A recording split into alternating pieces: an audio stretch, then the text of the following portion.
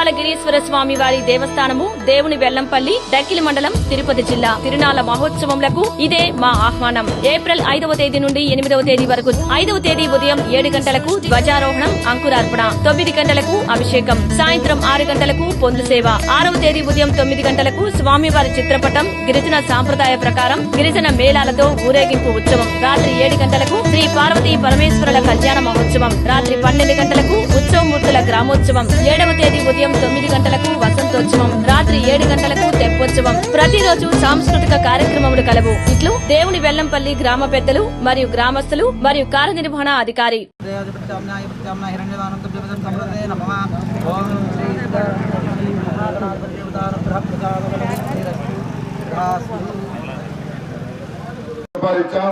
ప్రస్తుతం మొత్తం 1,83,00,000 రూపాయలు ఈ పంచాయతీకి ఇవ్వడం జరిగింది।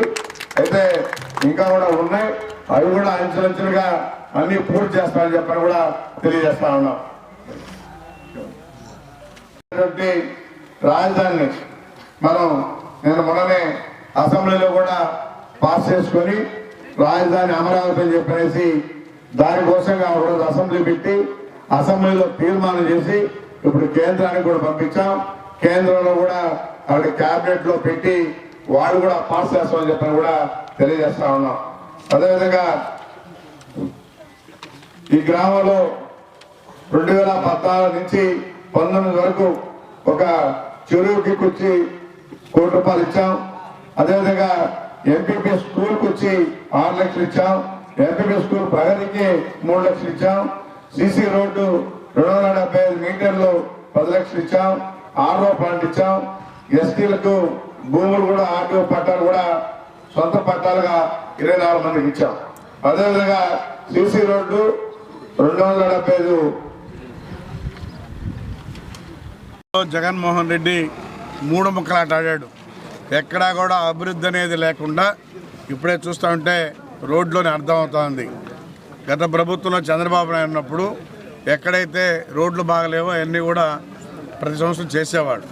5 సంవత్సరాలు ఎక్కడ మట్టి అయిన దానివల్ల అన్ని దగ్గరలో కూడా రోడ్లు గుంతల మయమైపోయి గ్రామాలకు పోయే పరిస్థితి లేకుండా పోయింది।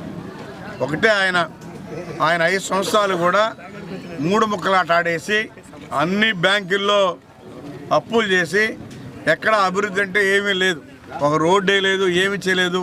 ఆ బ్యాంకుల్లో డబ్బులు ఏం చేశాడో కూడా తెలియదు। ఈరోజు మనకి కేంద్రం సహాయ సహకారాలతో కూటమి ప్రభుత్వం ఈరోజు ముఖ్యమంత్రి చంద్రబాబు నాయుడు వెళ్ళి మరి మోడీతో కేంద్రంతో మాట్లాడి నిధులు తెస్తున్నాడు కాబట్టి ఈరోజు అన్ని రకాలుగా మనం అభివృద్ధి చేసుకోగలుగుతున్నాం। లేకపోతే మనం బాగా వెనకబడిపోయి ఉండేవాళ్ళం। ఈరోజు ఆ రోజు జగన్మోహన్ రెడ్డి చేసినటువంటి పాపాలు అన్ని బ్యాంకుల్లో కూడా అప్పించే పరిస్థితి కూడా లేదు।